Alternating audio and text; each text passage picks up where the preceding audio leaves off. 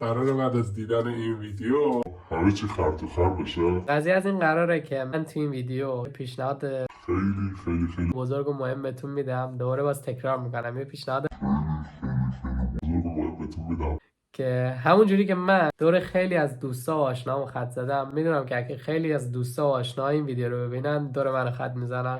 همون طوری هم اگه شما این ویدیو رو ببینید تا آخر، میدونم که دور خیلی از دوستا و آشناتون خط میزنید.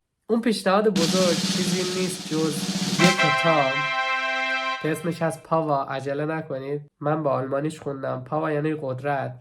عکس کتاب فارسیش رو اینجا براتون میذارم، 48 قانون قدرت. و اینکه بازم عجله نکنید، اگه از کتاب خوندن بدتون میاد و سردرد میشید، مثل منی که از کتاب خوندن حالم به هم میخورد و سردرد میشدم، اگه شما هم اینطورید، یه لینک میذارم این زیر. این چنله نه مال منه نه مال آشنامه و نه اینکه تبلیغه، بلکه تو این چنل خودم موقعی که حوصله کتاب خوندن رو ندارم یا اینکه دسترسی به کتاب ندارم، حوصله‌ام سر رفته، میرم تو این کلی کتابای خفن صوتیشو گوش میدم. کلی کتابای خفن توش گذاشته، از جمله این کتاب. بازم عکسشو میذارم. این ویدیو مربوط به این کتابه، جلدش یه چیز دیگه است. این اسکرینه رو نگاه کنید. و اگه واقعا دوست ندارید که کتاب بخونید، برید فایل صوتیشو گوش بدید. تنها چیزی که از دست میدید اینترنته، که میدونم خیلی از شما اینترنت دارید. اگه اینترنت نداشتید این ویدیو رو نگاه نمی‌کردید. از این کتاب نگذرید. تو زندگیتون اگه تا حالا کتاب نخوندید، این یک کتاب رو یا بخونید یا گوش بدید. چرا کتاب؟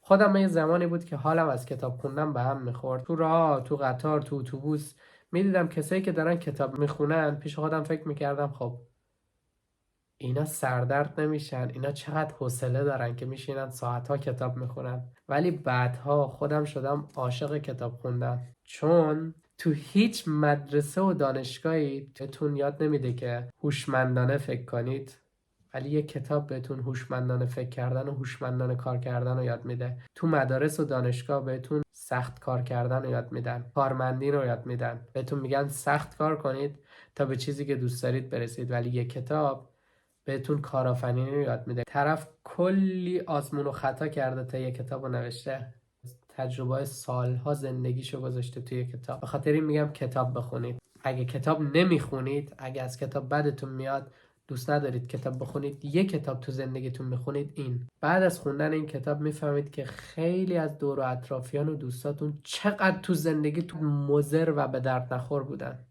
چقدر باعث پسرفت زندگیتون بودن. دشمنای اصلیتون اونا بودن. و اینکه این کتاب بهتون یاد میده که شما میتونید از دشمن جونتون که واقعا قصد جونتون رو داره، حالش ازتون به هم میخوره، چجوری میتونید از اون یه دوست با اعتماد بسازید، چجوری از دشمن جونتون به نفع خودتون استفاده کنید. تا این کتاب رو نخونید یا گوش ندید متوجه حرف من نمیشید که من چی میگم. اگه هیچ کتابی تو زندگیتون تا حالا نخوندید و گوش نکردید، این کتاب حتما اینو گوش کنید. تو این چنل قرار از این به بعد من کتاب قشنگ و جالب رو بخونم، کتاب توسعه فردی رو بخونم، مطالب جالب، داستانای جالبش رو بیام براتون خلاصه کنم و با شما به اشتراک بذارم. اگرم شما کتابی رو پیشنهاد میدید که خوندید، این زیر کامنت کنید تا منم بخونم و بیام برای بقیه به اشتراک بذارم. تو این چنل غیر از این که من بخوام راجع به کتاب حرف بزنم یا کتاب خلاصه کنم یا راجع به کتاب باشه، قراره تو این چنل کلی ایده خفن، ایده پولسازی که یکیش همین یوتیوبه که میتونید از یوتیوب مثل آب خوردن پول در بیارید. و اینکه قراره کلی ویدیو جالب و مفید باتون به اشتراک بذارم. سخت کار کردن راه پولدار شدن و به چیزایی که دوست دارید نیست.